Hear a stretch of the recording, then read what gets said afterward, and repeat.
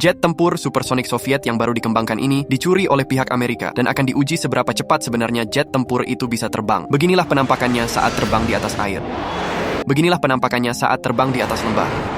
Karena jangkauan jet hanya 3.000 mil, bahan bakarnya cepat habis bahkan sebelum meninggalkan wilayah udara Soviet. Untuk menghemat bahan bakar, Mark hanya bisa terbang dekat permukaan laut. Sayangnya, radar segera mendeteksi sebuah kapal penjelajah Rusia di depan dan menguncinya dengan inframerah. Pada titik ini, jet tidak memiliki cukup bahan bakar untuk berbalik dan hanya bisa terbang lurus menuju kapal penjelajah. Pada jarak 25 km, radar jet mendeteksi 2 helikopter lepas landas dari kapal penjelajah. Mark segera meluncurkan rudal dan menghancurkan 1 helikopter.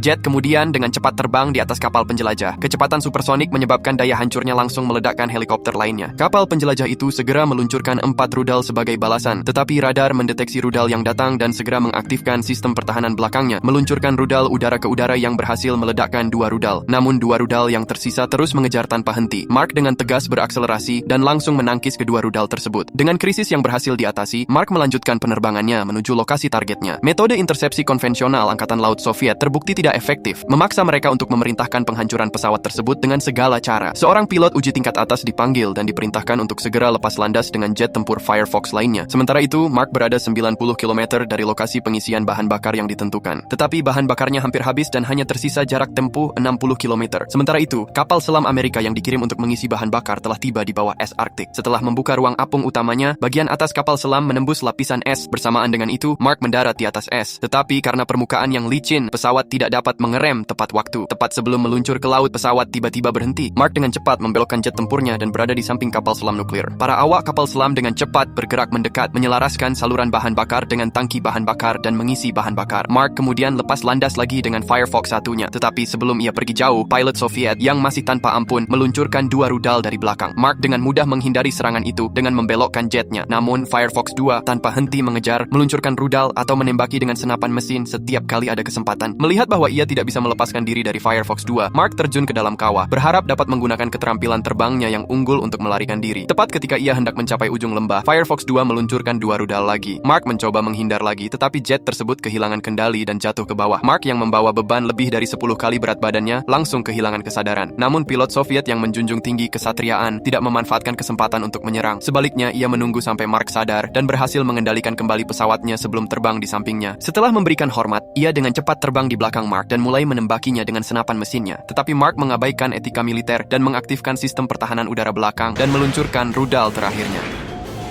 Fox 2 hancur berkeping-keping. Setelah menyingkirkan satu-satunya ancaman, Mark segera mempercepat lajunya melintasi separuh dunia dan mencuri jet tempur Uni Soviet yang telah dikembangkan dengan susah payah.